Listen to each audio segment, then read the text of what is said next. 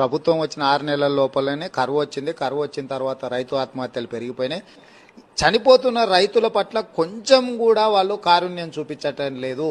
వాళ్ళ మీద కనీసం జాలి కూడా చూపించడం లేదు. కాబట్టి ఈరోజు ప్రభుత్వం కూడా పట్టించుకోకపోవడం వల్ల వాళ్ళు ఆందోళనకు గురై ఆవేదనకు లోనై ఈరోజు ఆత్మహత్యలు చేసుకుంటున్నారు. కాబట్టి ఇలాంటి వాళ్లను ప్రభుత్వము ఖచ్చితంగా ఒక నమ్మకాన్ని కలిగించాల్సిన సందర్భంలో రాష్ట్ర ముఖ్యమంత్రి గారు కానీ అదేవిధంగా రాష్ట్ర మంత్రివర్యులు కానీ ఎవరు కూడా సమీక్షించకపోవడం వల్లనే ఈరోజు రైతులు ఆత్మహత్యలు చేసుకుంటున్నారు.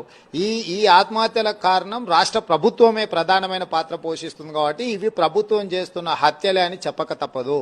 ఈ హత్యలను అన్నిటిని కూడా కలిపి రాష్ట్ర మంత్రివర్గం మీద హత్యా నేరారోపణల మీద కేసులు కట్టి విచారించి వీళ్ళని తీసుకెళ్లి లోపలేస్తే తప్ప ఈ రోజు రైతులకు న్యాయం చేసేటట్టుగా ఈ ప్రభుత్వం కనిపించడం లేదు.